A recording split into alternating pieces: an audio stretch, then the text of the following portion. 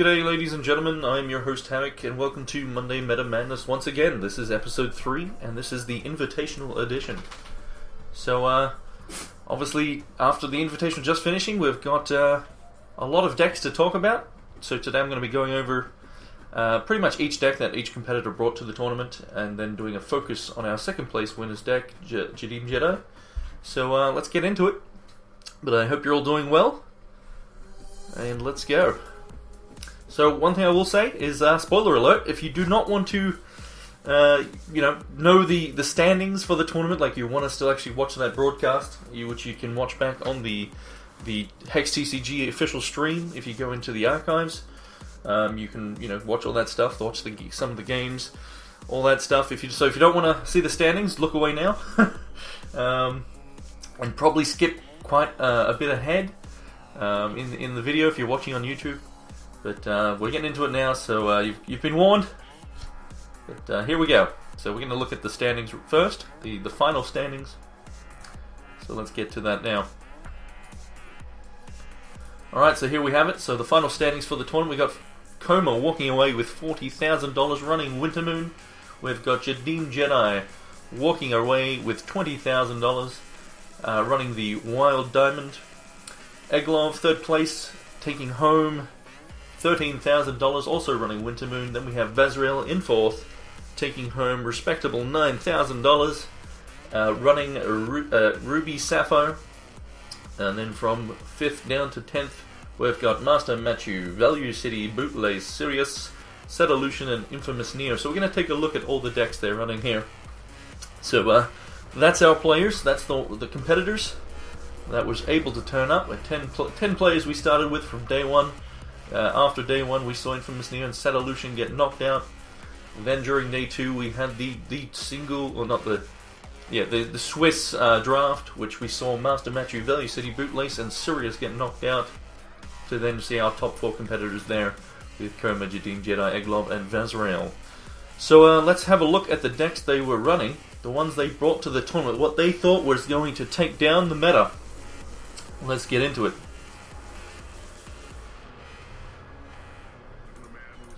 Alright, there it is. Alright, so we're going to look at Infamous Neo's deck first, and we're going to work our way up. So let me just get that a bit centered.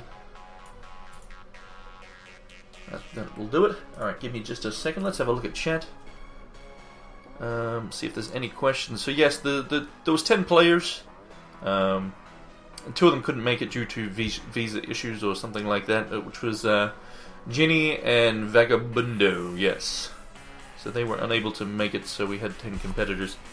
Yeah, feel free to ask questions throughout the show. I'll do my best to check on that, to check on the questions and get to them. But let's get into this deck here. So this is the one that Neo brought to the tournament. And it's a Wintermoon deck. However, it's basically splashing for the power of Wintermoon here, which is the ability to put 2 cards back into your deck, and those cards get, when you play this, draw a card. Very powerful effect, 2 costs, but requires a Sapphire and a Wild. And as we'll see here, the deck is running Sapphire and Blood as the primary shards, with Wild as the splash for that very powerful champion. Now, the strengths of this deck, the things that really, to me, it's there's not much in my opinion, but the one thing it does has as a strength is it is running Extinction. That's one of the things by doing primary Blood you get access to. You also get a hard removal like Kill. But yeah, the Extinction is the main thing here, as it will help you against Spell Shield, which is obviously very nice, but also just very nice board wiper. So that's one of its strengths there, and then the kills there as a 3 of. Another thing it has access to, but because it is doing tricolor here, it has to run a lot of fixing. In this case, we're using this Immortal Tears, which can be very slow. So yeah, just main deck wise, we've got double Sapphire over here with Suffocate and the counter magics. You've got then the double Blood. Let's get Fentio loaded here. Come on, Fentio. Oh, Fentio, what are you doing? the graphic, it's not loading. Oh well. Fentio is a 3-cost double blood, and it's basically one of the win conditions in the deck, and that's another problem with this deck, is that it doesn't actually have many win conditions. It's basically the Arborean Rootfather here is the 7-cost, the Fenteo, and the Windsinger, Master of the Hunt. They're the win conditions of the deck. The rest of it is all about control, and we've got some card draw in here with Oracle Song, Peak, which is okay, but it is a tricolor as well, so we're not going to be digging too deep into the deck. A one-off Time Ripple, a couple of Crackling Wits, and the Mass Polymorph Dingler to buy you more time to get your win conditions working. But and then the Verdicts, we got the Epiphany as well, so some more card draw. So that's the main deck over here. We'll look at the reserves in a second. But again, these win conditions really just not many, and also because the deck is doing the 3 colors here. Things like the Fenteo here, which is a double blood 3-cost troop, that's one of the deck's win conditions. It's just unlikely that it's going to be hitting the board on 3, which it's not necessary for it to do so. I mean, this deck is slow, it's not designed to be winning fast, but it's still just something you want to get down, obviously, as early as possible. But by running those 3 colors, it does make it tricky. And then even the Windsinger here being the double wild, which hopefully by turn 6 you've got that, but even if it gets delayed and you miss an opportunity to get it down because of the thresholds, it's another problem. It is a very powerful card, and one of the reasons why you'll find it in pretty much all Winter Moon decks. So there's it's just one of those, and then again one Rootfather running the Minor Sapphire of Sky, so Flight, and then the Spellshield Gems. So that's the win conditions, and that's one of the weaknesses of the deck, because it just doesn't have many. So, but yeah, so it's bringing its strength pretty much extinction there. In terms of reserves, they're a bit strange in my opinion. But Relentless Corruption, it's definitely not bad against Wintermoon. Against your mirror matches to steal your opponent's cards, definitely something I've thought of in the past. But not running in a Wintermoon deck myself. Like if I was doing Mono Blood, I'd be happy doing this. Again, it's hard to get that double blood, to get this, start doing it early. Potentially tricky because of the 3 colors there. But that is one of the sideboard cards there that we did see Neo use. And was pretty interesting when he, if you remember in the games where he had Fentio on the board while also stealing cards, a bit of an anti-combo. But it would have been funny to see that hitting Tarantulas, but can work very nice against Wintermoon, that is for sure. But yeah, the double blood makes it another risk in this deck. And then we've got Vampire King, Call the Grave, Nature's Reign. Some of these graphics not working. I might have to refresh the page. Give me a second. I'm going to try that now. And then I'll check if anyone has any questions or comments about Neo's deck. Give me just a moment to try and reset this, basically. There's the standings once again. Let's see if I can get these graphics to load properly.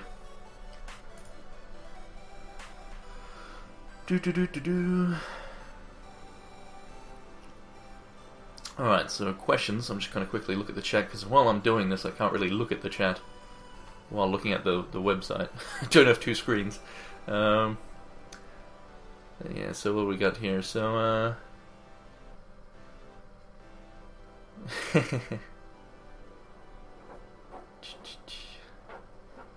yeah, I mean, consistency is a problem with the deck, but yes, the lack of threats is definitely a problem. It's one of its main weaknesses.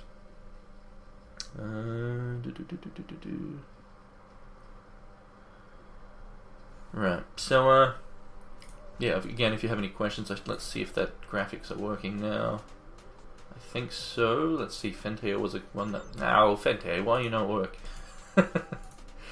Let's try do a Shift F5 and refresh it that way. Did that even work? I don't know. Let's make a new tab.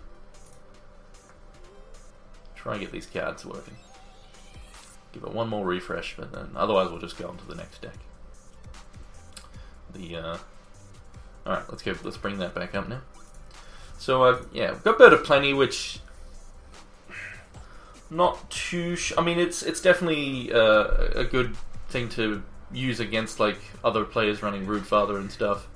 But, as a 6 cost, I just don't see it really staying on the board. Even just a time ripple will deal with it and stuff like that. But there are certain situations where that can be okay to bring in. It's also good against like Crocosaur and stuff, because it says if damage, not combat damage, so it does work against things like Croco. You can have something like a Fenteo down, and then get the bird down later, and to block out your troops and draw more cards. 3 Kiss for early aggro, a couple more verdicts there. The Drowned Shrines are a bit strange, but I guess that was just the decision that Neo made to basically say, look, he is primarily Sapphire Blood deck, and if I'm against Wintermoon, he probably prefers to just shut down the draw that they have, and possibly his plan was, I don't know how he sideboarded, and if he actually went up against mirror matches, he might not have. I would have to check on that, but I'm guessing the plan with the Drowned Shrine here, since it is a bit of an anti-combo for himself, but I'm guessing his plan was to take out Epiphany and his Oracle Songs, the stuff like that, put those in, as well as the Relentless Corruptions, basically. And he might have done that when he brought in the Corruptions. That might have been the plan there. Bring in another threat, which is the one on Vampire King, and yeah. Anyway, pretty much there's not a whole lot to be said. Again, it has the kill and the extinctions.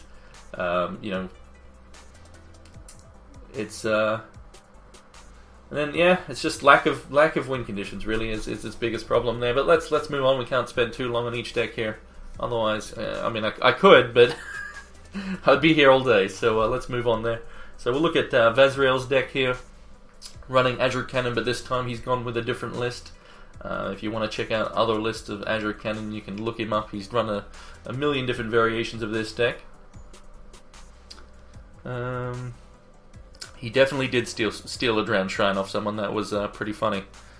I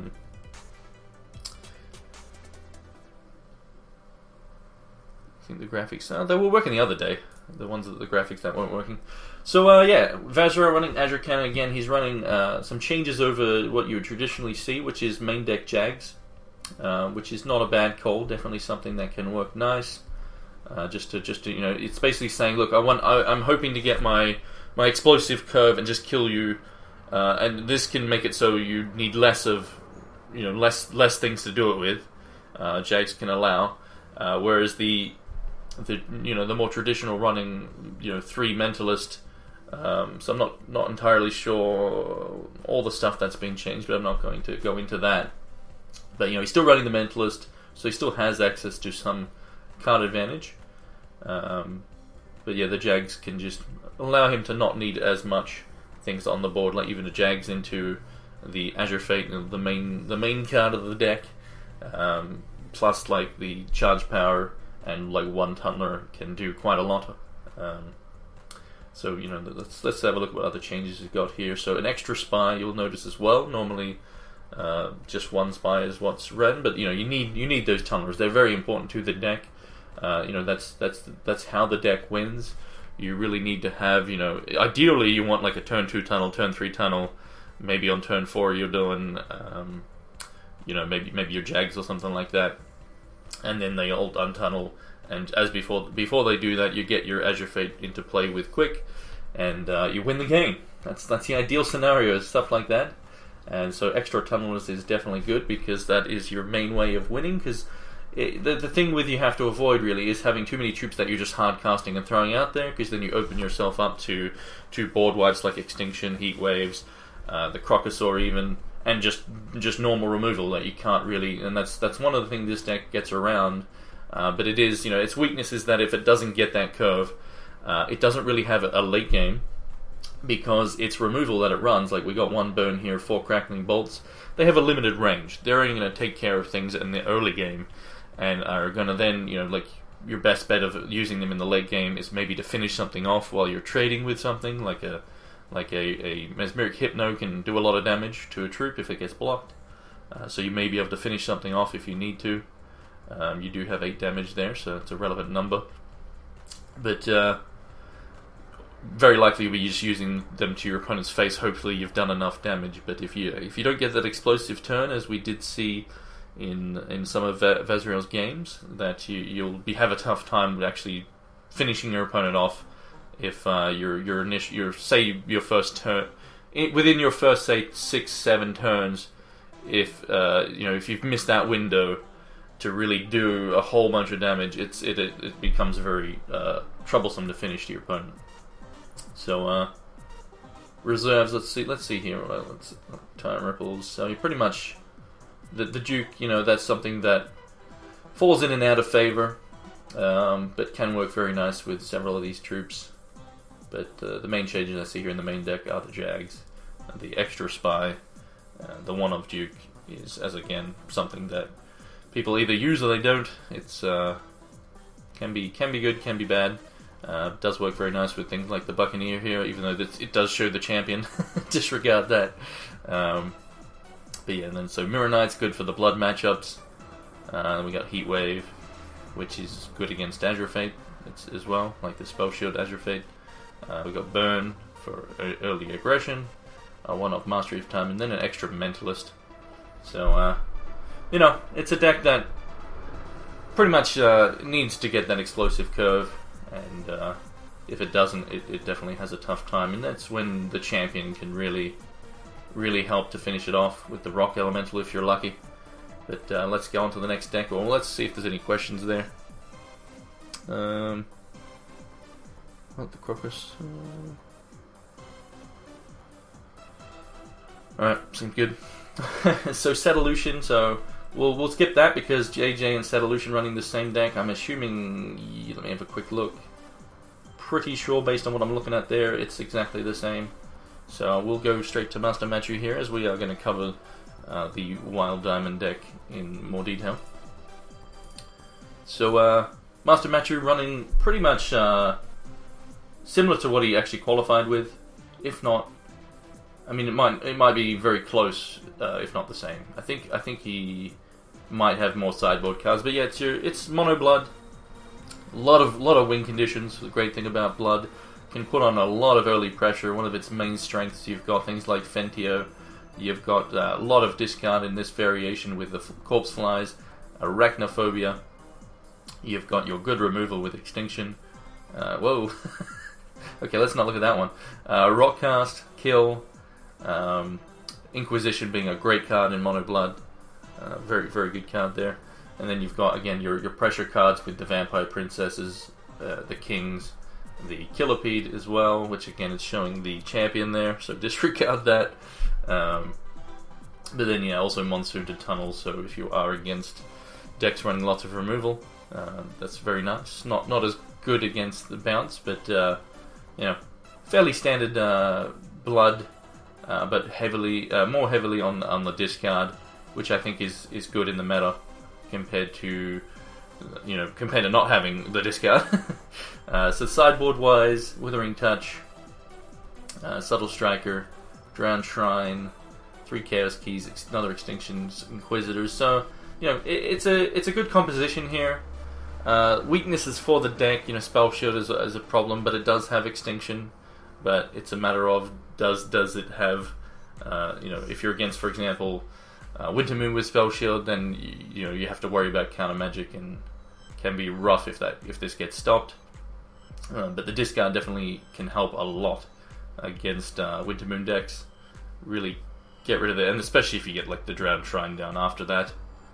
So it does have, it's a good composition, this deck, and Mono Blood is known for being able to take on pretty much everything at times. If it gets the right curves, and it can really, the pressure of the vampires are really good. So I like it.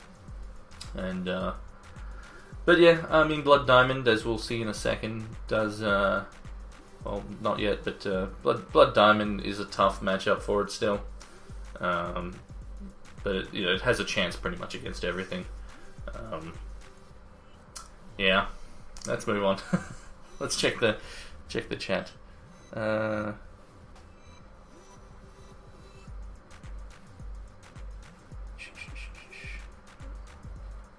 That there was one huge difference. Remember, Havoc? You silly bugger. So yeah, Malekith there being silly. saying that there was the difference between JJ and Seto's deck is one had life drain. What is it? One is damage and life drain. The other is life drain and damage. You silly, silly person. So, there you go on there, Sethos. Be careful with the spoilers. What spoilers? Alright, let's continue. So here's a deck that was actually one of the favorites of myself and probably many to, it has a very good matchup against the list that we're showing here, as it has a very powerful combo that if not stopped, you can just lose the game. So we'll look at that in a second, but let's start. So it's Blood Sapphire. You've got Exarch of the Egg, good anti-early pressure. Also putting spiderling eggs in the opponent's deck. Then you got Fenteo as one of the main cards of the deck. Put in those tarantulas. Then you got the combo here with the Azure Fate Sorceress, which is using the Minor Sapphire Subterfuge.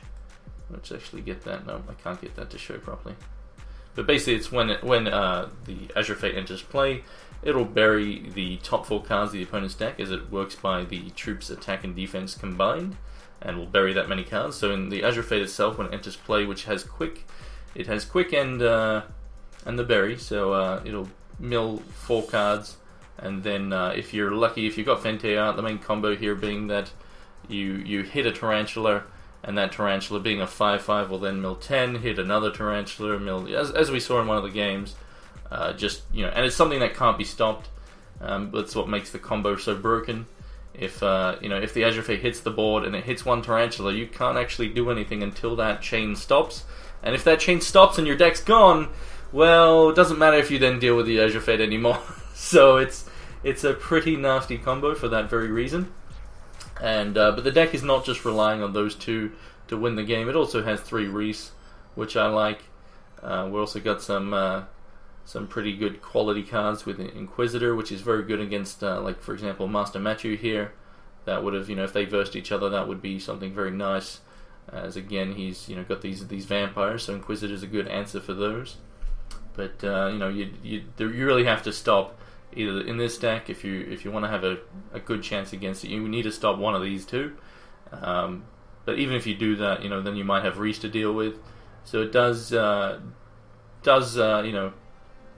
ask the questions there. Like you need to answer the Fenteo here. If you don't do that, and they get, stopping Fenteo is the biggest thing, because if you stop that, then the mill you're not going to care too much about, to a certain extent.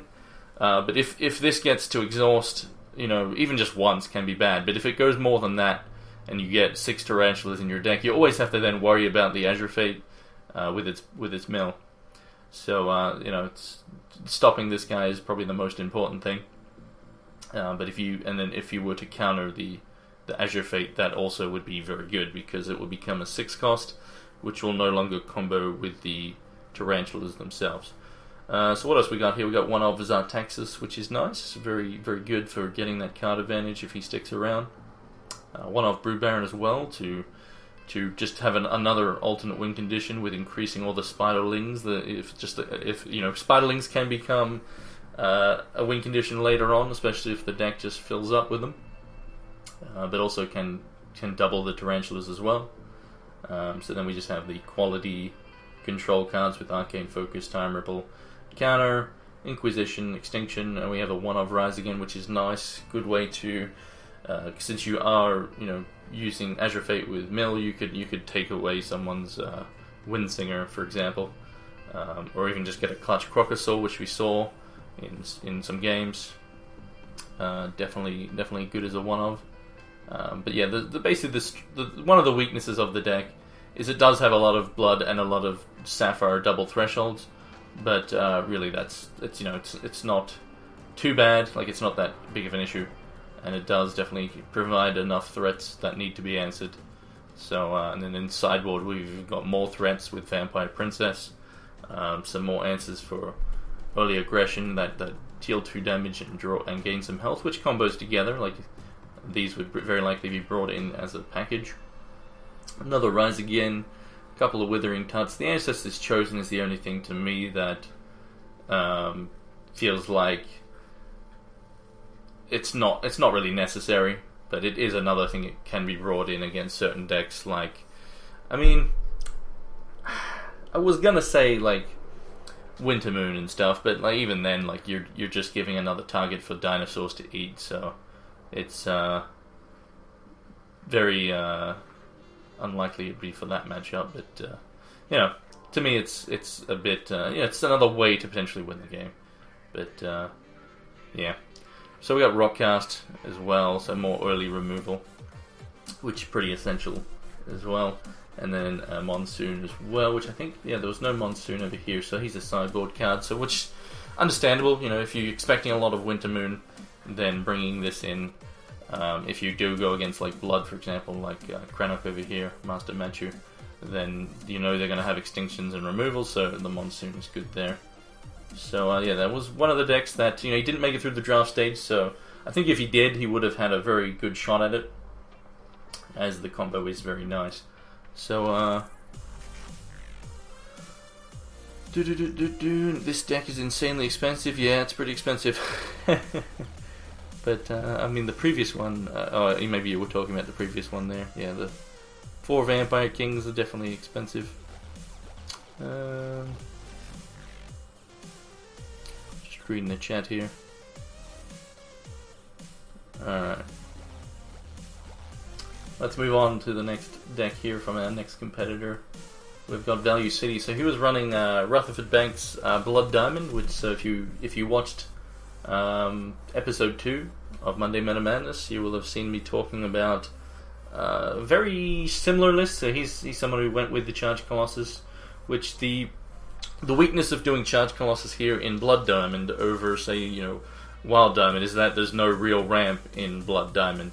So you're never getting this out quicker, but you know, and that is a weakness because, you know, being 8 cost, you may never even get to 8. You could have just a dead card in your hand for the entire game. Also, the fact that by the time you get to play this, there's a lot more chance there's answers ready for it. But the great thing about it is, if it even just, you know, if it gets counter magic, the Rutherford, as long as you've still got that, like if you haven't been pressured to use it yet, then you will get it on the board and that will be nice. But yeah, you have to, you know, still getting to 8 is a tricky part. So it still uses the, you know, threats we see in a lot of these Blood decks. You got the Fentios, the Princesses. I assume, oh yeah, the Kings are there. So you've got the, you know, the standard package that Blood has to offer. And then obviously Blood's removal as well. We got Extinction, Inquisition. In this case it shows murder, but obviously that's no longer a thing. It's actually kill. So disqualified, get out. No money for you. We got Exile, so that's something that Diamond brings to the table. Soul Marble, as we talked about in episode 2. You know, that's one of the main things you're getting out by doing Blood Diamond. As well, you know, Rutherford Banks being a huge thing as well. Main deck Drowned Shrine, you got 3 Martyrs, another thing that Diamond brings to the table there. But happy to see the Uranaz over here in the sideboard, again showing the champion. But yeah, Uranaz is a great card, you know, great to use with Rutherford Banks' charge power here. Being able to play it, if it gets answered, just bring it back from your crypt and steal a troop and yeah, have this really big threat. So Angels in the side there, more removal, more hate on Winter Moon, Cerebral Domination, and then a Vampiric Kiss again with the early removal, extra early removal there. So yeah, I mean, there's nothing really bad, you know, there's no, like, another weakness again is Spell Shield can be a problem because you then are very reliant on Extinction. But yeah, early pressure as well can be tough because of the thresholds. But you know, it as another, you know, deck running vampires and stuff with it can put on the pressure and make it, you know, it can be the one asking the questions and you have to answer them. So you know, which is a lot of these Blood decks and Blood Diamond and Blood X decks do. They're generally the ones that try to put out the early threats and have make you have the answers pretty much. So let's move on to the next one there. So I was just checking chat. Where's that gone? Alright. So that was Valley City. Then we have Coma, which, so if you've watched episode 1, you'll see this is the list I revealed several weeks ago, and he made some changes here. So, one change he made at the top here is he added an additional Sapphire, which, you know, that's just insurance. I can understand wanting to make sure you get those resources in a tournament where there's a lot of money on the line. So he's gone upper shard there, and it looks like he's cut Epiphany pretty much for the shard.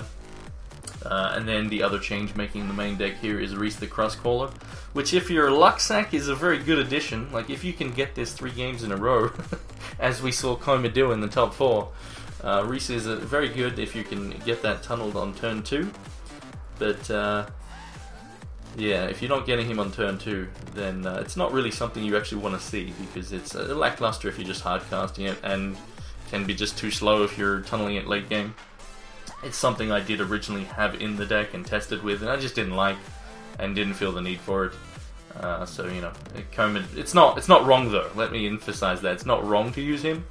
It's just that the probability of it, you know, like I said, if you're a Lucksack and you can get a tunnel turn 2, that's great, but the probability of that is pretty low. And through all my testing, it just wasn't doing it what I wanted it to do. So, you know, generally drawing it late game, it's, you know, can be okay to hard cast, but that's not what you want him for. And Side of the Sun really is, you know, which is what was replaced here. Side of the Sun being very powerful, especially against Winter Moon. Side of the Sun can actually just ensure you win the game straight up if they don't answer that. You know, like a Reese, for example, because you're tunneling it. So say you do get it on turn 2 against Winter Moon, like you're in a mirror match. You know, it has to tunnel for 4 turns.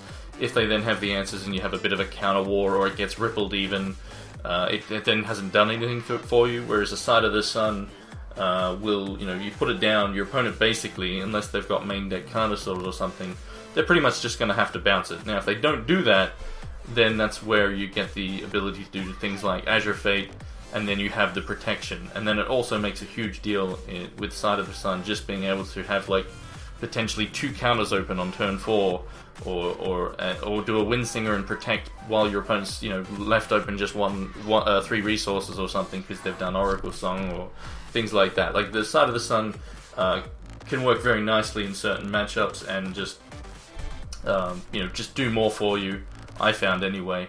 Because, you know, Reese, like I said, if you're not getting it tunneled turn 2, 3 you can get away with, obviously, but there's plenty of things that we probably want to be doing as well. Like, you know, we've got Chlorophyllias to use, so if we're not tunneling it on 2, and, you know, if we're lucky, we've tunneled this, and then you probably want to do, if you've done Chlorophylia and you've got the ramp, then you want to get your Azure Fate down. So then, you know, if you've top decked the Reese and you've got Azure Fate, well, you're not going to want to tunnel. You want to put the pressure on with the Azure Fate.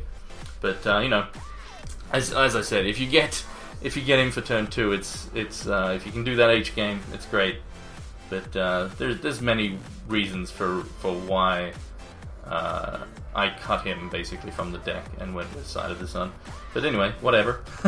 it's more of a personal preference really. But I just go for the probability of which is going to be more useful. So sideboard wise, pretty much the same as my list, except he's gone for, I believe, 2 Verdict instead of the Verdict and Suffocate. So he's changed that there. And then one change is a card I actually forgot existed, which the graphic's not working, which is Wind of Change. It's because it says Winds of Change, not Wind of Change. That's why. So Wind of Change is basically a 3-cost double wild, destroy all constants and gain 2 health per constant destroyed, I think. So it's a card I forgot existed, so I definitely like that change. Very good against the Rutherford decks, because they generally have Soul Marble, Cerebral Domination, things like that they're going to want to bring in. So if you can get 2 for 1 there, that's beautiful. So I like that change there. He's also got the extra Mass Polymorph as well, which I feel is somewhat unnecessary, but it is obviously, if you get it in certain matchups and you get to cast it, you just win in most cases. But yeah, and then the rest is pretty much the same there. So yeah, that's the winning deck there. That's enough of that. Let's go to Bootlace here. So Bootlace also running Blood Diamond like Value City. It actually says Winds of Change? Oh. Really? Huh. Well, I thought that was the reason why it wasn't working, but alright, maybe not. So, yeah, Bootlace running Blood Diamond as well. He's got Uranus main deck. He's got 4 Extinction main deck. Value City only having 3 Extinction, I believe it was. He didn't have the Uranus in the main. He's got 4 Totem, which I'm not sure Value City had, but you can see they're running very similar cards. Pride's Fall is a difference here. Something that wasn't in Value Cities, I don't think. Yeah. But they're very similar, you know, Blood Diamond. You've got a lot of key cards, obviously. We've still got the early pressure with the Princesses and Kings. Sideboard-wise, you know, Exile, Domination, Angels. Like this, the sideboarding here is a lot different because there's a Frost Wizard. There's still the 1 Monsoon. There's a Pact of Pain for draw. So yeah, a lot of 1-offs here. We've got Purge even. So choose a troop in your control, void. So void all troops. Can be clutch. Curse of Oblivion even, which can be nice in certain matchups. I'm not a fan of it, but definitely it's definitely good against Wintermoon though. Especially if your opponent has recycled, put stuff back in their deck and they've got this card draw on it, you're getting rid of them when they say cast a different one, like a new one, and then all those ones that they've added the charge power to, it can be very nice. Meek for early pressure, and yeah, so pretty much, again, if you want to hear more about the Blood Diamond and what it has to offer, episode 2 covers that. So then we've got Eglov running Wintermoon here. And yeah, see, when I looked at the list initially, I thought about this one and Neo's list as being the weakest two, in my opinion. Like this seems like a bit like it's a list that reads to me as someone who was very scared of aggro. So he's got lots of things that, like, Brown Fox Scout, Buccaneer, and Carnosaur in main deck. It's a lot of earlier troops that we're used to seeing. But the biggest change to me over, like, his original list that he qualified with is the fact that he went down a Windsinger, which I can't support that in the slightest. It's one of the biggest win conditions in the deck, and yeah, going down it, I don't understand. Like, I don't mind the fact that he's got 4 Root Fathers. That's great. I agree with it. I don't mind it. I would like to do 4 of those in my version as well, but it's a matter of having room. But I would never cut a Windsinger for anything. As while he still can have a decent shot at drawing to it, because he's got all this card draw with Oracle Songs and whatnot. It's just, as a one-of, if you don't see it, there's a lot of matchups where it just absolutely dominates. But in my opinion, that's not the right move. But he still took away, what was it, 3rd place? So he still got there, still had favorable matchups as a Wintermoon deck. So he still got there, but draft being pretty much the most important thing for most players. If you get through the first day, get through the draft, then 4 people getting knocked out day 2 there in the draft there. So could have seen a lot different if different people went through, obviously.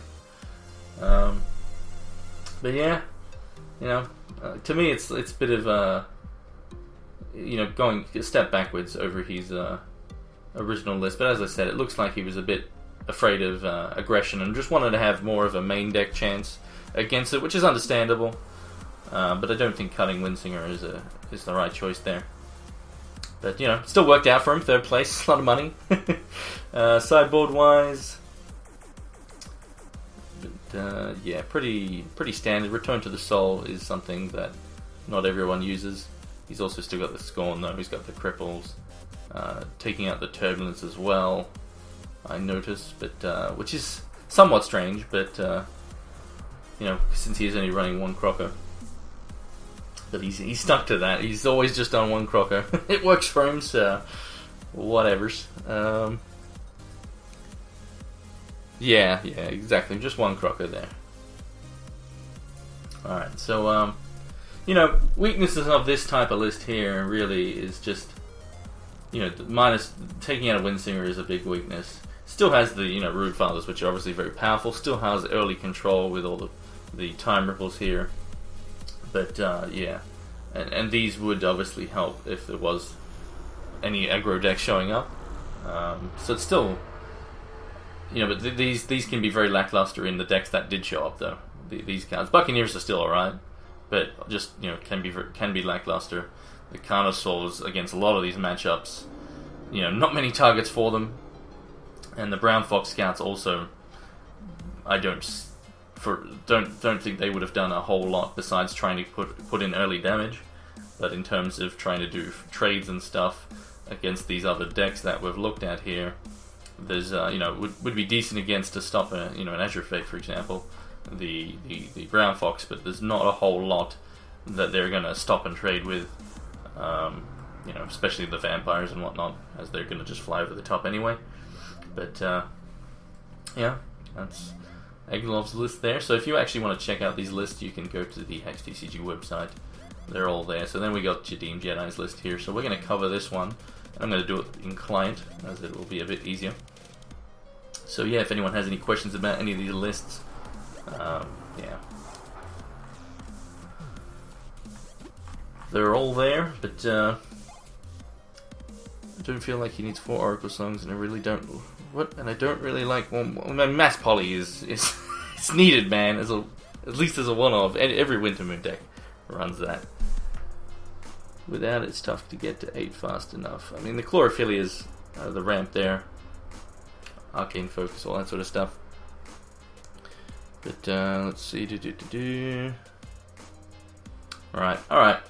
So let's actually get into the second place deck here. Let's get into the client. Let's see, where's my client? Let me actually go into my card manager.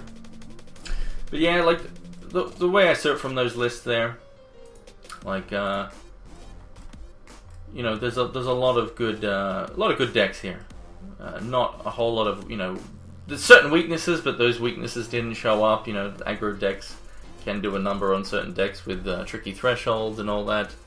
But yeah, in terms of control, they all, you know, a lot of these being control decks, or you know, or control shells with, you know, early pressure with Blood Diamond and stuff like that. But yeah, they all have different things going for them. And let's get into my card. Here we go. Alright, let's get that loaded over there. So we're in the client now. Here we go. This will be better. So here we have JJ's Diamond Wild Rutherford Banks deck.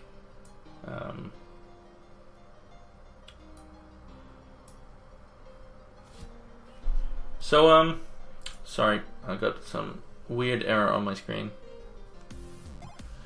Alright, so the Benvolio deck, Rex Wintermoon, and definitely Reese. Yeah, Reese definitely not going to help in that, but maybe 1 Sun 2 Reese is good. I mean, there's in against any aggro deck, you don't want either, really. I think the question I have is, what would you rather have in your starting hand, Reese or Sun? Depends on the matchup, really. Against you know, mirror match, I would prefer to probably have Side of the Sun. I mentioned why earlier. But yeah, like the fact that, you know, the Reese, you know, being, even if you're running 2 in 60 cards, you know, the odds of it being relevant, because you need it early for it to be relevant, really.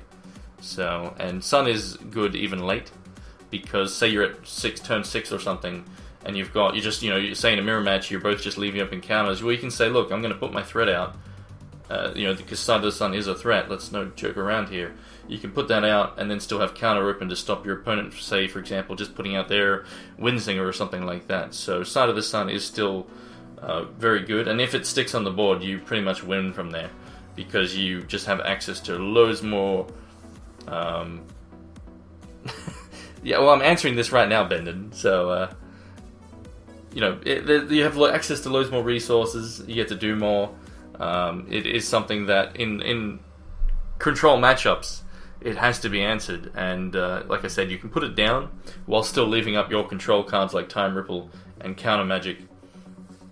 So, you know, it's definitely definitely fine to and whereas a Reese, if you can't really hard cast it at that in a mirror match, because if you're playing it for 5, well then you've just let your opponent play a Windsinger or whatever their win condition may be. Say you are at 6 resources and you're just hard casting a Reese, you pretty much lose the game if your opponent has their win condition because you're tapped out.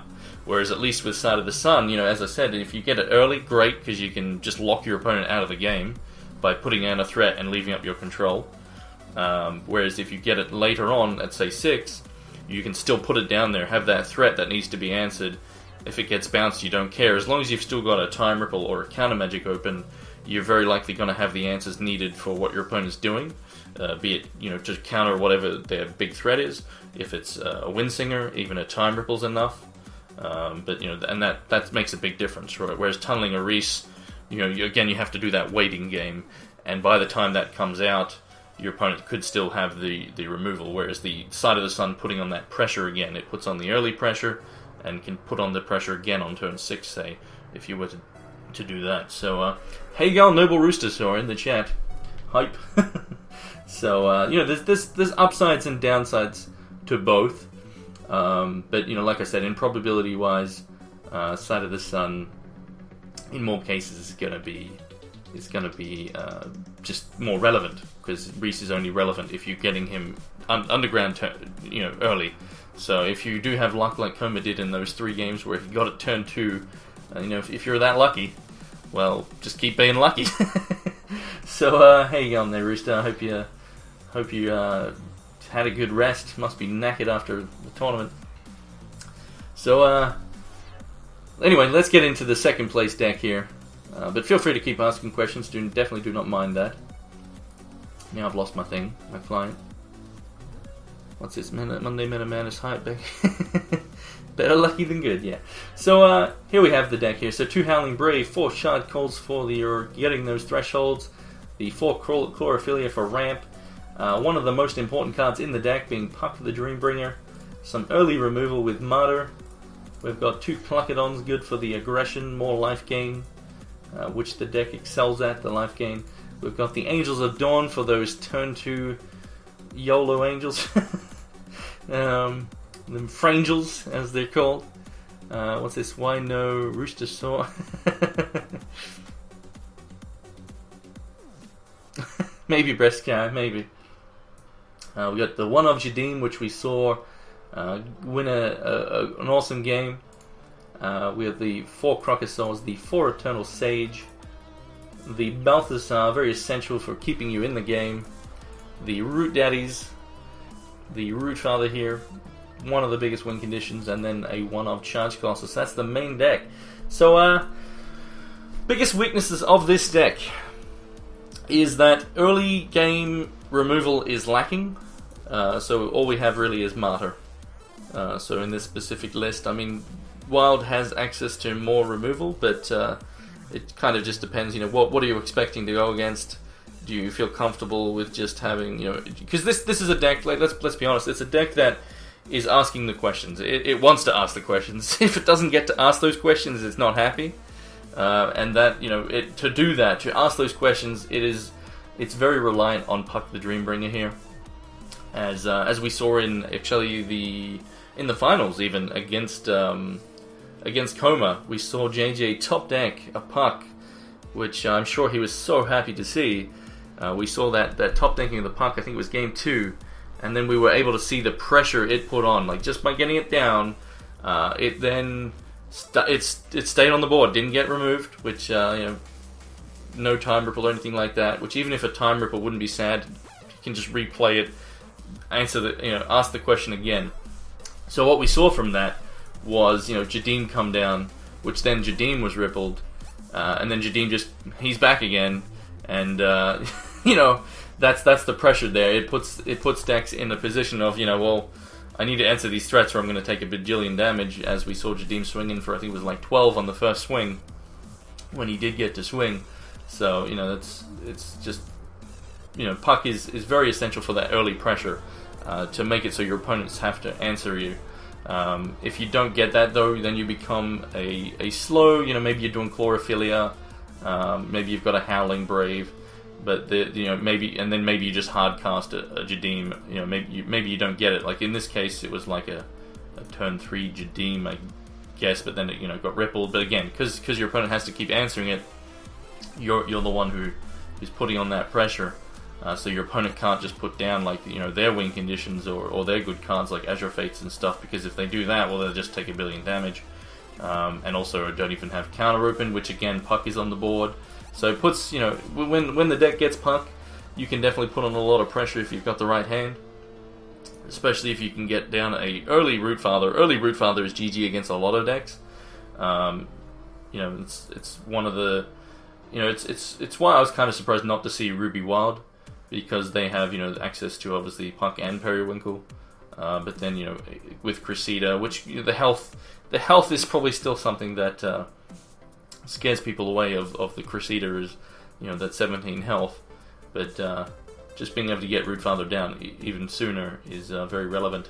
But yeah, so Puck allowing you to play. I mean, getting Free Angels is also very nice as another way to put on that early pressure, but that's entirely luck based, as is I guess everything. But getting down Puck is one of the deck's strengths and weaknesses. If it doesn't get it, it'll then just be a slow deck that can be just too slow. Like if you're just putting down like a Carnosaur or Cluckadon or a Sage, they're things that can just be time rippled, countered, removed, and say then you put down another threat. Meanwhile, your opponent in this time, because you had a slow start, is able to get to their win conditions, build up their resources, and especially against Wintermoon, which is one of this deck's toughest matchups. Maybe they then get down their Windsinger, and from there things become very hard. And then, the longer it goes, again, you've got things like Mass Polymorph Dingler, which will just really seal the deal in most cases. So yeah, the biggest weakness is, like, again, the lack of early removal, the lack of interaction, because especially against Spell Shield, because, Crocosaur's not going to eat anything if there's Spell Shield. But yeah, and then you don't have much early removal, so like the deck that Sirius brought with the combo, there's actually no real answers besides for Martyr. So if Fentio comes down, you're going to need Martyr, and then, Azure Fate, like, this wouldn't even work against it, because I don't think you can't, as long as Azure Fate hits the board, and it hits a Tarantula, you can't actually use your Martyr while that chain is happening, while those Tarantulas are being milled, so you can't actually interrupt it. It's again another thing that makes that combo very strong, and that's why it's a tough matchup for this deck, for this specific composition. But as long as they get the Martyr and stop Fenteo, it definitely becomes a lot easier. But yeah, because they do, it does have the answers for like a Reese potentially, unless the Reese makes it 10-10. But again, so that's one of the tough things for the deck. But its strength basically is very reliant, on Puck or getting Chlorophyll. It's just having ramp and really put the pressure on before your opponent gets to to set up their stuff basically. Because once you get a Root Father down, especially if you get it early, it's going to do some work. So actually, let's look. So Spell Shield and Life Gain here, and then with the sideboard, when changing, we can change the gems to damage. That's why there's the splashing of Ruby. You've got that option there. We saw JJ and I think both Sadalution probably bring in Periwinkle against some matchups, which it's risky though, right? Because I mean, yes, it's still relevant even if you're doing this late game and then doing a 5-drop or something with it. Oh, shut up, computer! Damn heat. That's my temperature warning. Whatever. But yeah, more obviously removal in the side, extra Martyrs, anti-aggression, more anti-aggression with the Cluckadons and Carnosaurs. The deck has good anti-aggression, post-sideboard, and some decent in the main with the 2 Cluckos. But, against, like, again, without these cards, basically these in a row here, without that against aggro decks, it would still be very tough. And whereas that's where Croco can help if you can get to the 5, which obviously Chlorophylla helps, and so does the Brave. The Brave probably won't survive though. Same with the Puck, really. But as long as you're making them, use their resources, potentially not putting out too much aggression. But yeah, and then obviously if the deck does get to the Charge Colossus and it gets to play that out, well then the Rutherford Banks is online and you go pretty mental with that. Another key card for the deck is Balthazar, especially just the ability to play out Balthazar. I could probably roast a chicken on the top of my computer right now. It's pretty damn hot. But yeah, Balthazar very very key to keeping yourself in the game in a lot of matchups. If you've played out your stuff, your initial hand and whatever, you've got some threats down, and then you get extinctioned or something. You might then bring back a troop, then Balthazar, and just get your hands fully back in the game. Or you might Balthazar, it gets countered. You then use Rutherford Banks to get the Balthazar out to draw all those cards, keep you in the game, get you to your big guys, your root fathers, whatever you may need to finish it off. There's a lot of deck for a computer to handle. So good interactions. Obviously you've got Sage with the wild. Buffing up, angels can be nice to put on even more early pressure. But yeah, again, quite reliant on puck.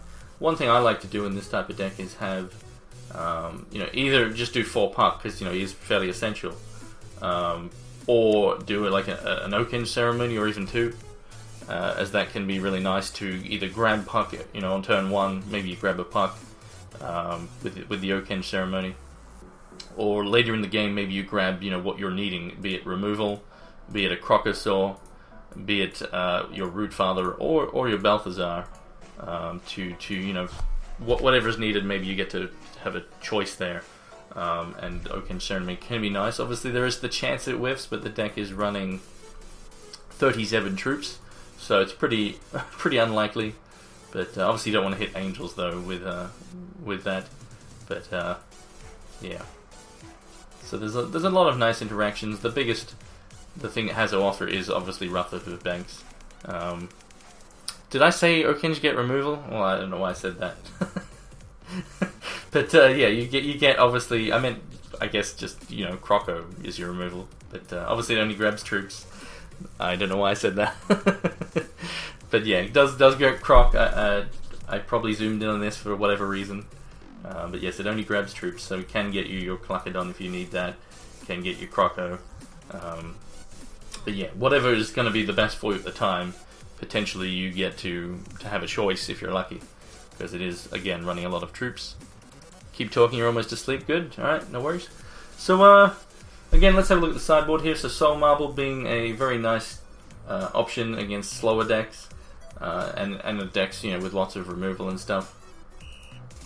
Then the Carnosaurs and the Cluckadons, obviously that anti-aggression can also be good against any early troops that your opponent's wanting to play, be it ramp cards of their own, like Pucks and Perrys. If you're against Ruby Wild, you're generally going to bring in these. Especially if you're against Ruby Wild, you probably want to bring in all 4 of these. But no, we didn't see. Damn it, computer! We didn't see any Ruby Wild obviously at the tournament, but. Periwinkle, again, it's a risk because there is only 6 Ruby sources in the deck, and we definitely saw some games where players had Periwinkle but weren't able to play it. If you do get it down, it pays off. It pays off big time, provided it survives, of course. Provided it survives. But then you've got the Scorn for anti-artifacts / constants, and the reversion can be nice. Extra Charge Colossus, but. Yeah, so the strength of doing Periwinkle, just like Ruby Wild, it's another threat that has to be answered, but it is tricky because of the thresholds.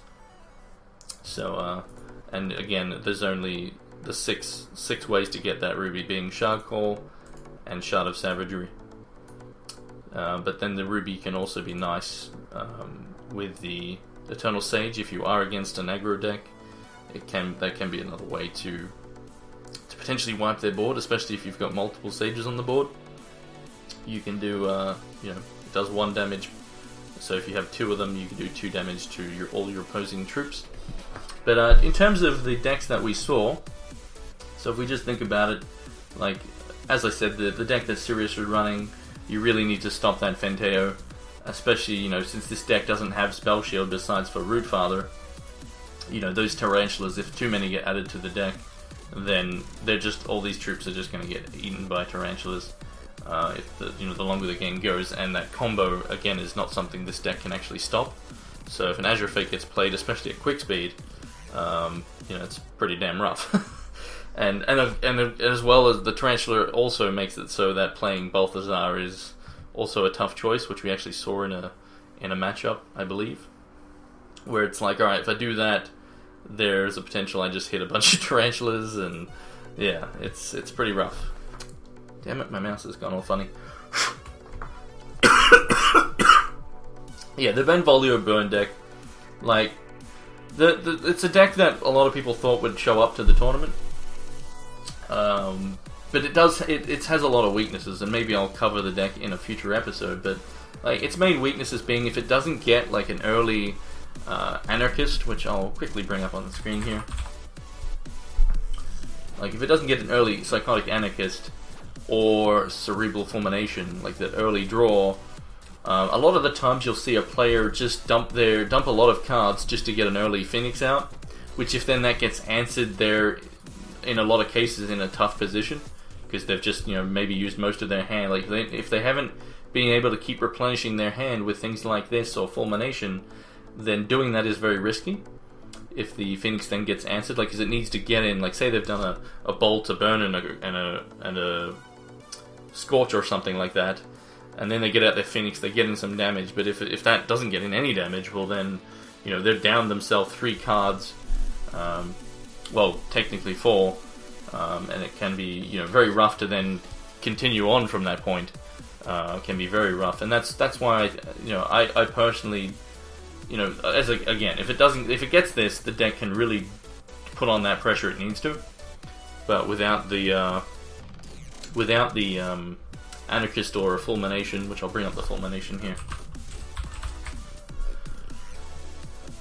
Without some of those early card drawing things to make sure you can, because then it's okay to potentially dump a lot of cards just to get an early Phoenix, or potentially 2 Phoenix, especially if 2 Phoenix, that would be sweet. But yeah, without those, the pressure is generally not a lot, and then your opponent will a lot of the time just be like, all right, I'm going to have to just use several actions here to get out this Phoenix earlier, and just try and win, and hope my opponent doesn't have an answer, which there's a lot of answers. So I mean, in this deck we've got, I mean, if it was just like just a Phoenix on the board, that actually is a little bit tough. But there's Angels that can block it out. There's Jadim, the Cluckadon heal is nice, but the Croco, obviously, if there's just one troop, the Croco's not. Shut up, computer.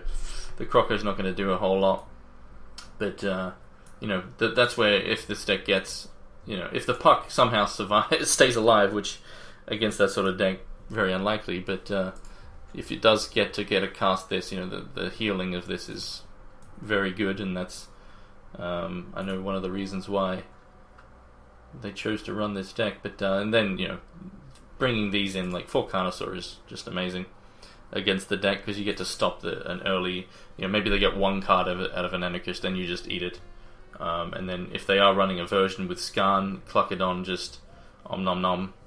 So, Skarn's not great. Unless, of course, Skarn gets buffed a lot. But, yeah, there's a lot of weaknesses still to the Benvolio, Ruby, Phoenix deck. There really is. I think people overemphasize its, when it goes off, it goes off. Don't get me wrong. It really does. But, like I said, it's kind of reliant on that 2-drop slot to really put the pressure on and make sure it keeps fueling its hand. Without that, it can be, just straight up beatable. Even main deck, even if you don't have all the answers. And then when it comes to sideboarding, if it loses game 1 against a deck that has a prepared sideboard, it's going to have a very tough time. So, yeah, it's actually a deck that I, because my Wintermoon deck does run, the 4 cards, but it also has access to Cripple, which is just a great card against Phoenix. But you got the Cluckadons as well. You got good anti-early pressure in a lot of different decks that were being run. The ones that would probably have the tougher time against that sort of deck. Maybe the Blood X decks, because they're, I mean, they still have access to kill, but and well, not really, like, because they still have vampires that they get to put out the pressure, but like Vampire Princess is probably just going to get bolted. But you know, it's very reliant on the Ruby deck to get down the early Anarchist or Fulmination. You know, Mind Pyre works great against Winter Moon, but you know, that can be time rippled and stuff and dealt with. But you know, like, because for example, let's say against Blood, the Ruby deck was putting down an Anarchist on turn 2 on the play. The Blood player either removes it, or maybe they bring out a Princess or something like that, or Fentio even, which a Fentio they're not going to want to block with because it will just get burned. So that's not. But so Princess though they can potentially block with, but that can get bolted. So then the Ruby player gets to do their thing, which is hit you, do some damage, and draw more cards. And that's, you know, Rage Fires can then very much help against that matchup to make sure you can take down those Vampire Kings. But yeah, so the Wild Diamond deck here has a decent matchup against that. Still tough though, main deck. But after reserves, you know, just the addition of Carnosaurs and Martyr. And Martyr is another good answer for Phoenix, obviously, and that's very likely why they've got the 2 main and 2 sideboard. It's not really something you want to use against certain decks, but you know, again, they were expecting a lot of the Phoenix deck, so Martyr is a great answer for the Phoenix itself, as it's not going to go into the crypt. It's, you know, and they don't really run a lot of troops. You know, it's basically, you've got, I mean, depends on the version, right? Of course, there are various versions of the deck, but generally, you know, your Anarchist, Phoenix, and then a lot of burn. Maybe a few troops here and there in some of them. So, yeah. And yeah, Master Moss isn't a card people play anymore, you say. It is still a card that is played, but you know, it's tough fitting it in decks because there's lots of quality to go around. It isn't something I had in my sideboard, but I took it out. You know, it's very good against Blood, Master Moss. Very good against Blood and Extinction, but it's kind of a win more in a way, in a lot of cases. But yeah, has anyone got any questions about the Wild Diamond deck here? Second place winning deck.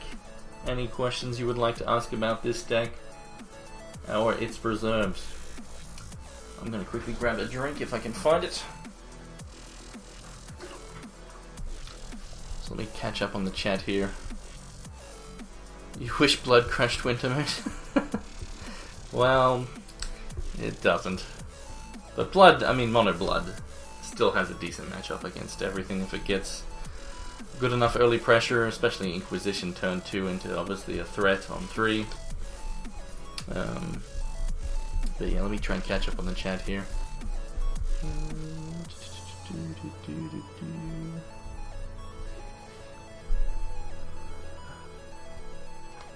You guys mentioned about incubation webs?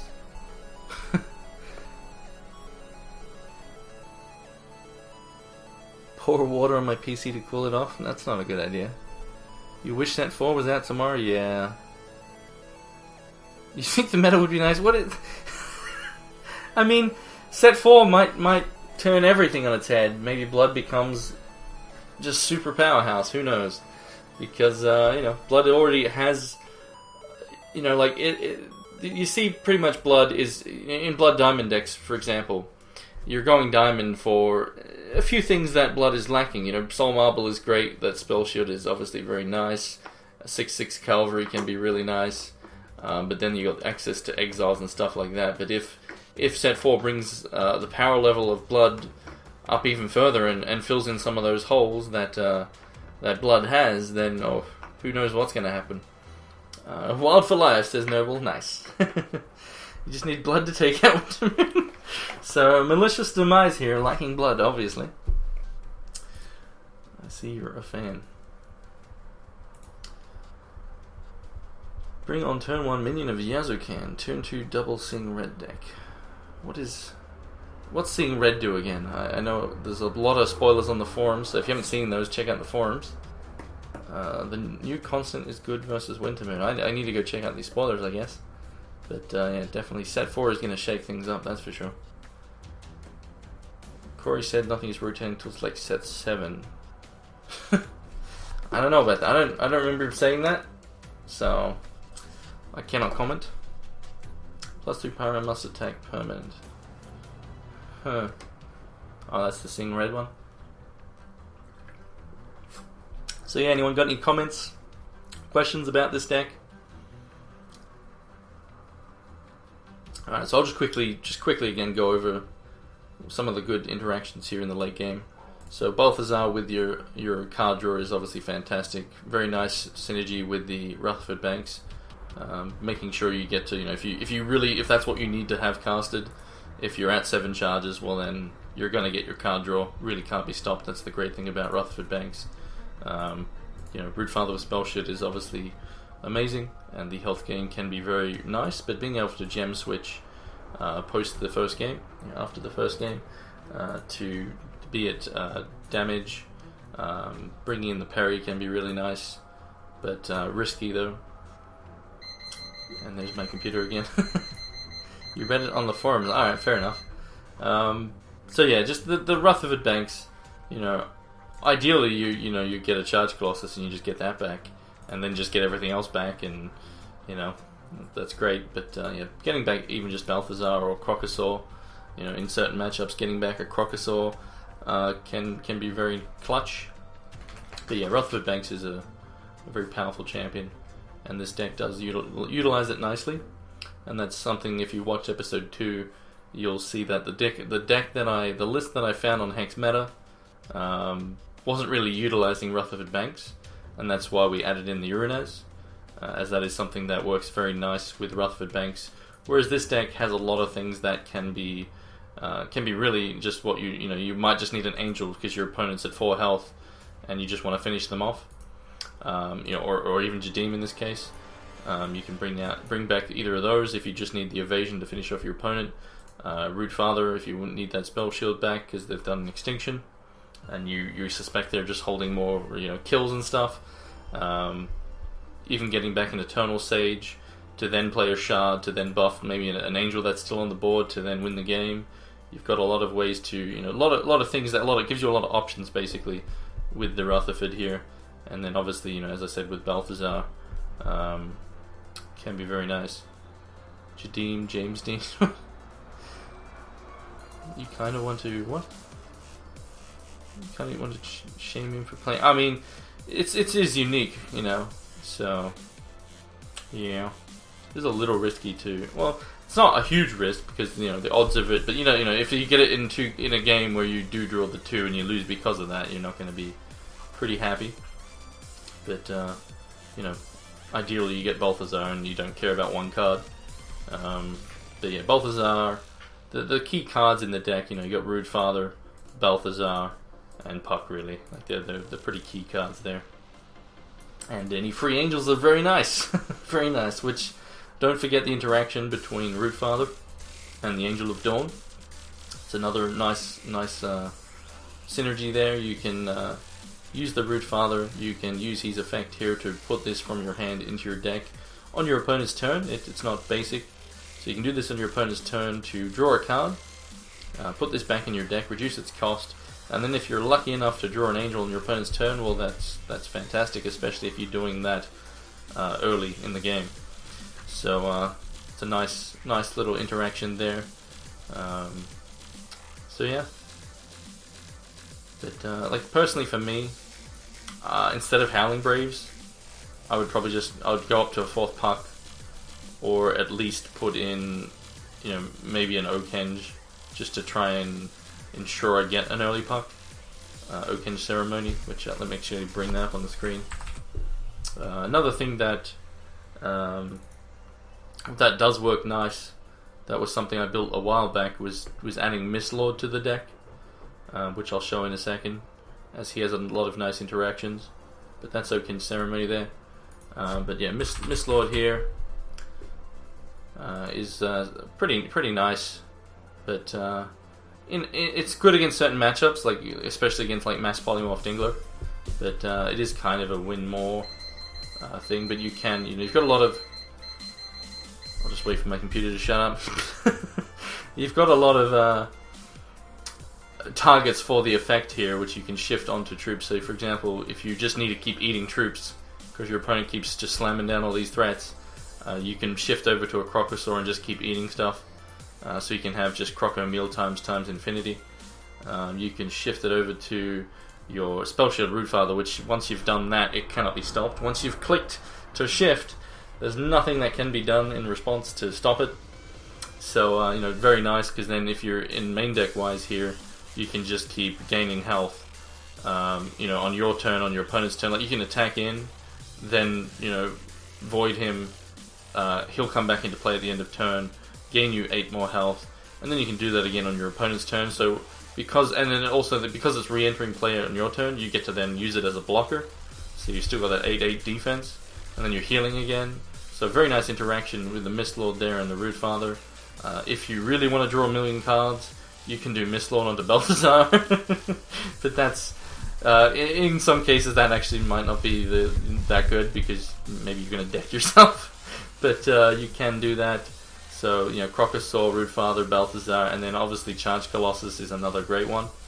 Because you could just keep building up. You can just get just never-ending charges and start playing your deck from your crypt instead of from your hand.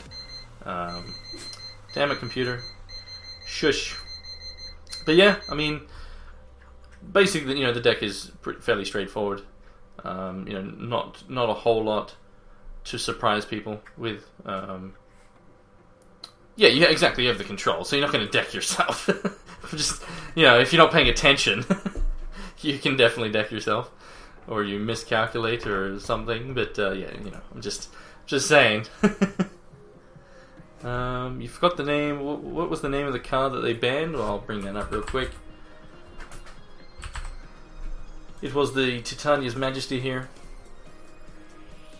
So yeah, that was the first banned card, and hopefully the last. But that's who knows? Who knows?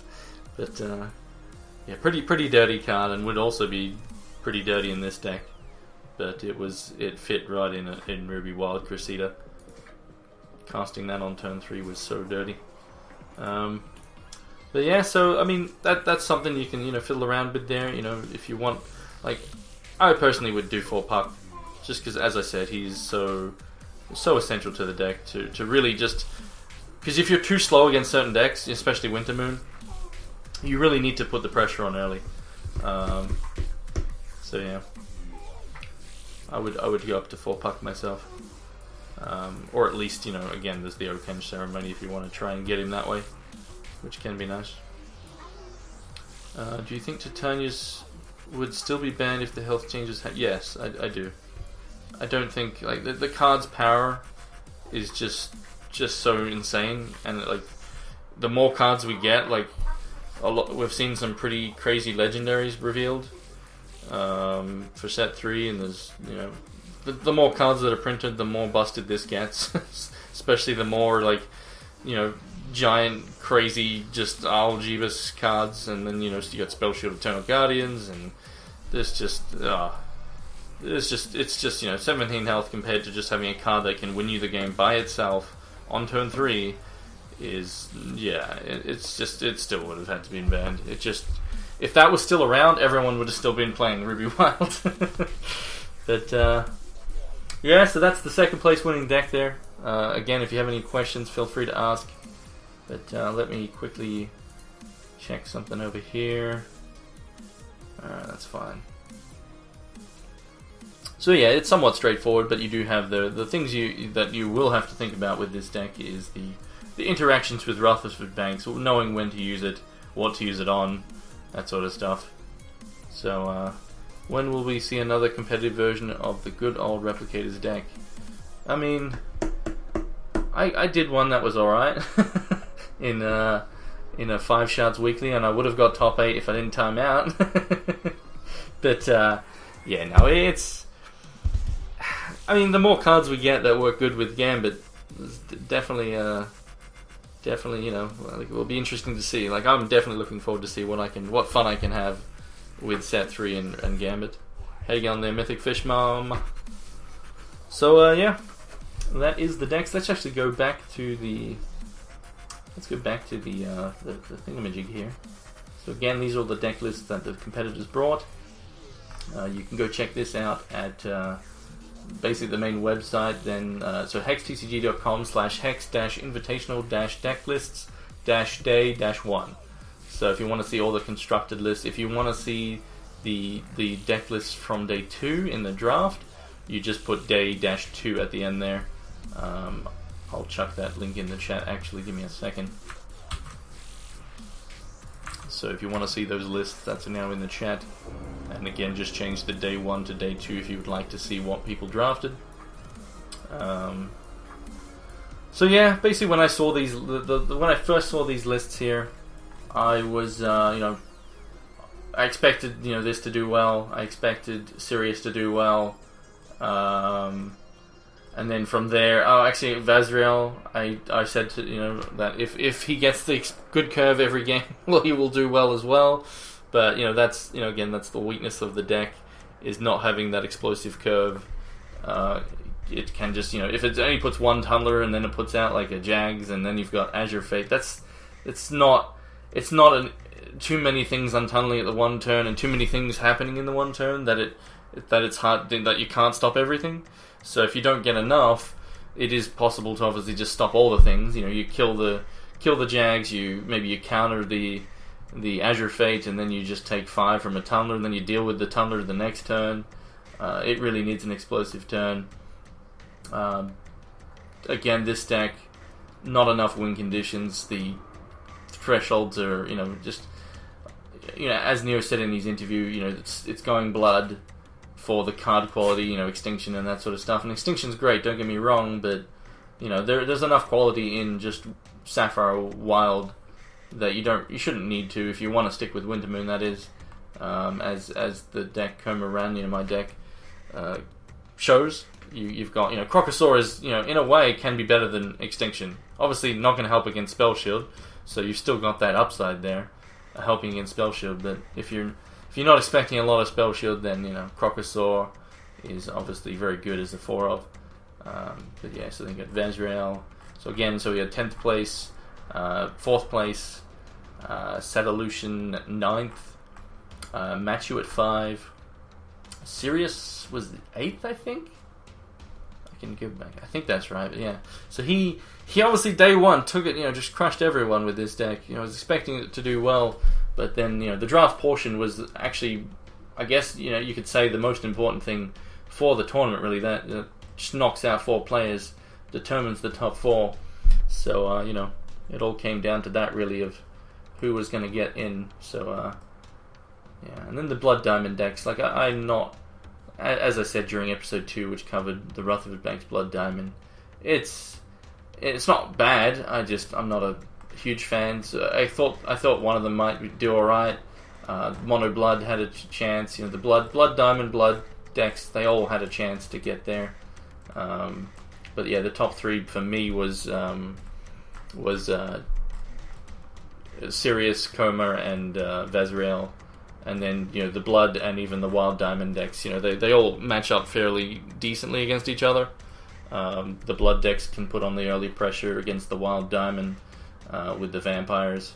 The Vampire Princess not being that much of a big deal though, but the Fentio can be a problem, which not all of them were running, as we can see here. Was he running Fentio at all? No. So he wasn't running Fentio, but and the princesses aren't really something that the Wild Diamond has to care about too much, because not the few actions it runs. But yeah, and then Eglov's list, I didn't like it. As I said earlier, it's basically a list that reads that it was expecting more aggro, so you wanted to have more anti-aggression. Going down a Windsinger, I don't agree with that, even if you are expecting everyone to run aggression. Well, I mean, okay, if everyone's going to run aggression, then sure, maybe, but then you wouldn't even run things like Oracle Songs and stuff like that. But he still managed to get there. He's a good player, and the deck, still does match up fairly nicely against, the blood decks, the wild diamond. But yeah. So that was all of them. Again, the link is in the chat there if you want to look at the decks more closely, if you want to try them yourself. That was that. And then we had, let me actually change, let's get rid of that there. So that was the final standings once again. And let's move on to, what have we got here?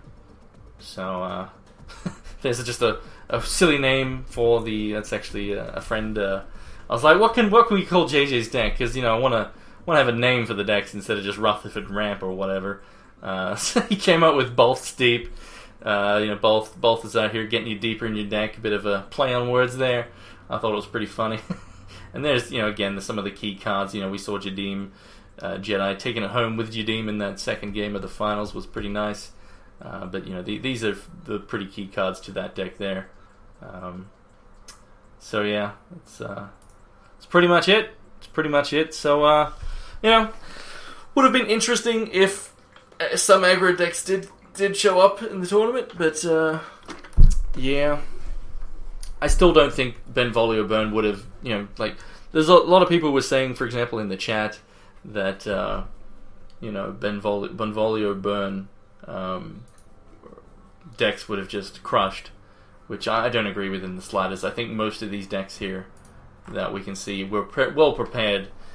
At least, yes, if it wins game 1 and then game 2. Anything can happen, obviously, but they're most enemies are fairly well prepared in their reserves, and some of them more prepared in the main than others. But and then when you think of the other aggro deck, the Mono Ruby, the Orc aggro, that's even easier to stop because it is so straightforward that if that was brought, it basically would need to win game 1. If it doesn't win game 1. It's not going to win game 2 most likely because of the fact that just even the Wild Diamond, for example, would have 4 Carnosaurs, 4 Cluckadons, 4 Crocosaur, and just all this stuff just eats that deck apart. And then even Winter Moon having access to you got the Ripples, the Cripples, the Dinos as well. All those Dinos. It's just that deck really would need to win game 1, which it can do. It definitely can, especially if it gets the play. But if it doesn't get the play, that's where it could be tough, and if it just loses that game 1, then makes it very tough because a lot of these decks. I mean, some of the decks aren't as well prepared. Some of these, for example, Meek is good. You still got the kills. Extinction is still obviously great. All you need to do is have that get to 4, and that'll shut down that deck in most cases. So if you've stopped enough of the earlier troops. And then you extinction that, the Orc aggression deck, then yeah. Exactly. But even just, as Malicus is saying here in the chat, which I guess you can't actually see it, but he said losing game 1 means likely losing game 3, but the thing is, because game 1, if you lose that, then game 2 becomes even harder because they get to do their reserves.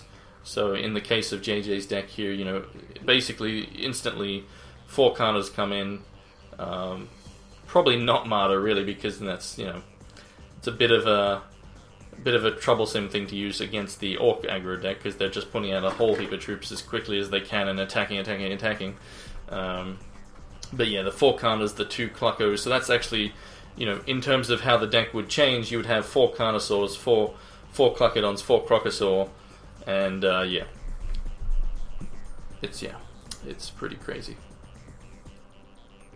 It makes it very tough for that deck. So I would have been very surprised if someone brought that deck because it is if the players are ready, which all these players for the most part I think had enough.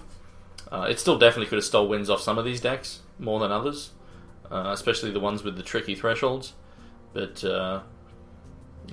most people were thinking about aggro, but the main one being the Benvolio Burn deck, as it has ways to get back in the game, especially with Rage Fires, and as long as it and it has good stuff against Winter Moon with Mind Pyres, and it's got a lot more going for it. It's not as aggressive. If it gets the early Anarchist and Fulmination, then yes, it can be a lot more aggressive than you traditionally will see from it. But yeah, they both have their ups and downs. and yeah, it was still surprising to see no aggro, but you know, it is still a very big risk. So yeah, any questions before I end the show here from anyone? Any questions at all about either the meta, the decks that people brought, anything at all? Anything at all? Or about Bella?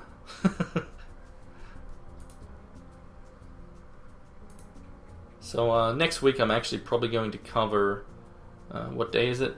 For me it's Tuesday, but for most of the people watching it's Monday. He's got a question for Boots BD. Sweet. But so next week, Aggro Orc has a unique. I mean, unless you're going to mention Solar Battle, which you know can be nice. It definitely can be nice as a finisher, but you know they need a troop around. If they don't have any troops, then and the amount of health gain. I mean, you swap out all the Torment and Quash Scan and throw in 15 burn spells. What? No. I don't know about this, man. What do you think about the spoiled Necrotic Chaos Touch card from set 4? Is that the one that has shift card draw or something like that? Can't remember the name, but I think I know the one you're talking about.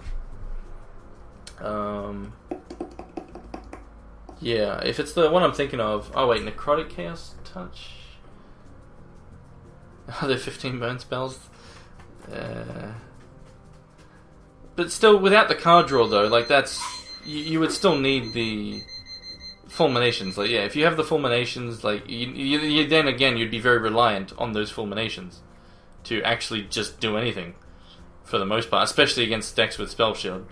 Like what are you going to do against an Azure Fate with Spell Shield and card draw? You're just going to take damage and let them draw cards, and you know meanwhile you're just throwing all these things at their face. Which, you know, if you don't have that card draw, you may just run out of gas and not do enough damage. So it's not, yeah. Heard that in your voice when I read it. What did he say? Hey boss, hey boss, my boss. Yeah. So I don't think that, you know, again, it would be very reliant if you were to do something like that, Boots BD, to have that fulmination.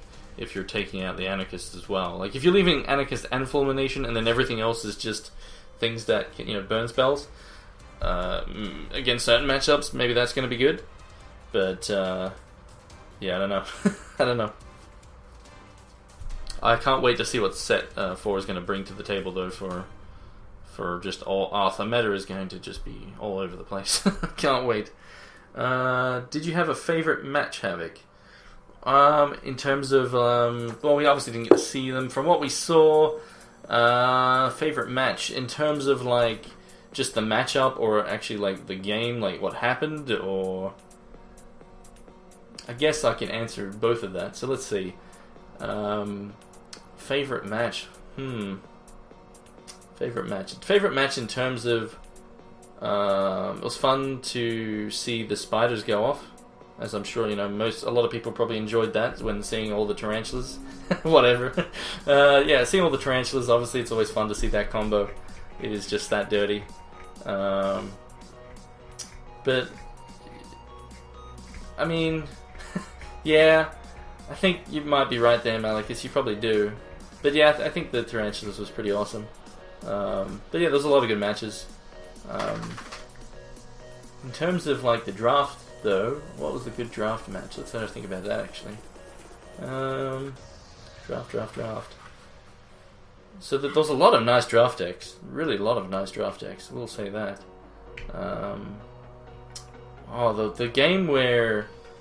Actually, what was it? The Crocosaur eating 3 things in the drafts.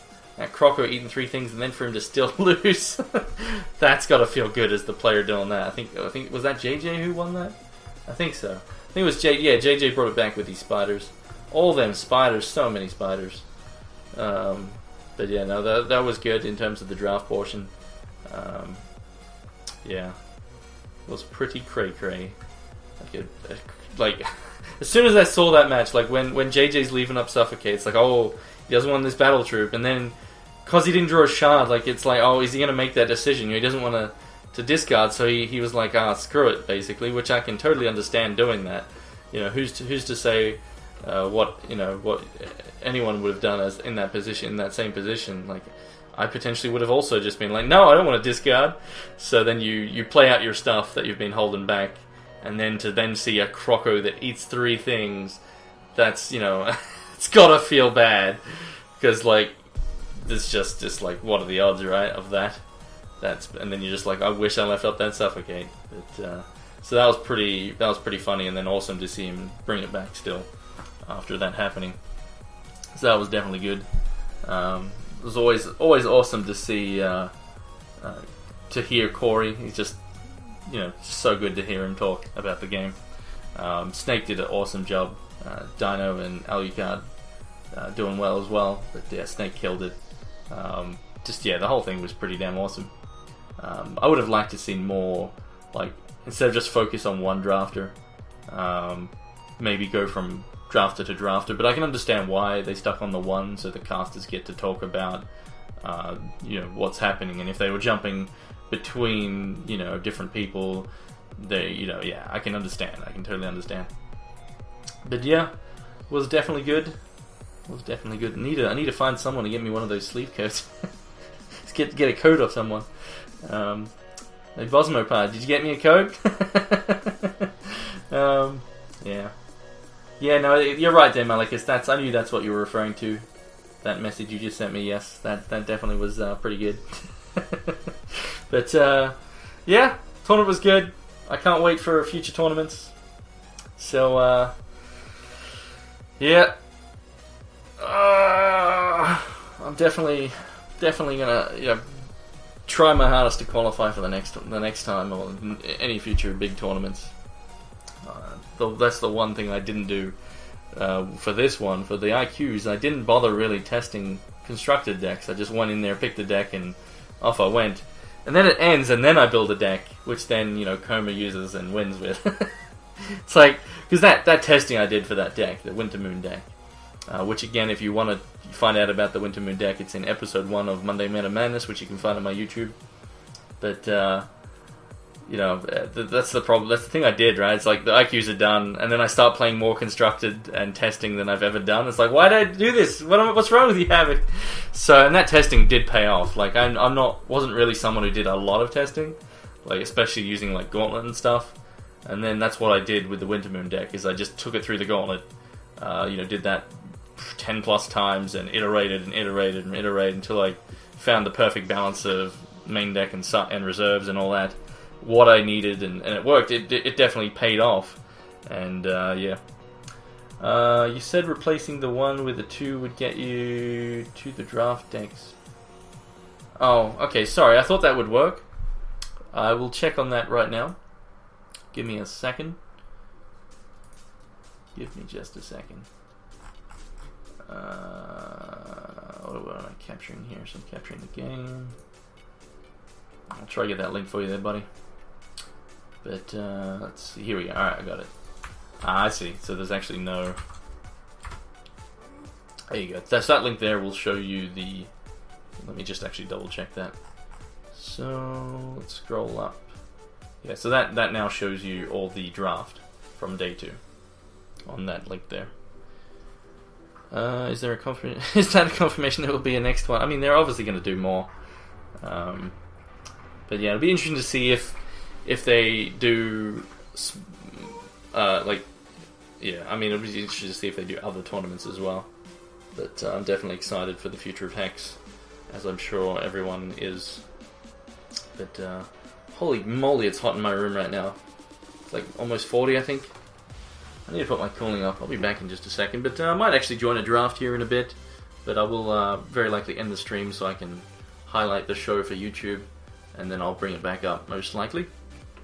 I will see. But yeah, that's pretty much the end of the show. So what I'm going to do here is just, feel free to keep asking me questions. But for now, I'm going to just end the show itself, and then bring it back up the stream, basically. So I hope you guys enjoyed this show. Hopefully, I mean, yeah, I would have liked to cover all the decks a lot more, but again, so we had episode 1 covering the Winter Moon, the Coma's deck, and you know he did the change there. But episode 2 covering the Blood Diamond Rutherford Banks. If you want to check out that in a bit more detail. I'm not going anywhere, but good night if you're off. So let me actually go over to here again. Let's get this. Let's see here. Flibbity floobs. There we go. So that's the end of the show, but I will be sticking around on Twitch. So I'm just going to do that. So again, thank you for watching. If you're watching this on YouTube, please consider subscribing. Check out my other videos. There's episode 1 and 2, again covering the Winter Moon and Blood Diamond, respectively. There's also a bunch of tournament games you can check out and other videos. So feel free to check them out. But yeah, thanks for watching. Take care. Have a good one. That is the end of the show. Thank you.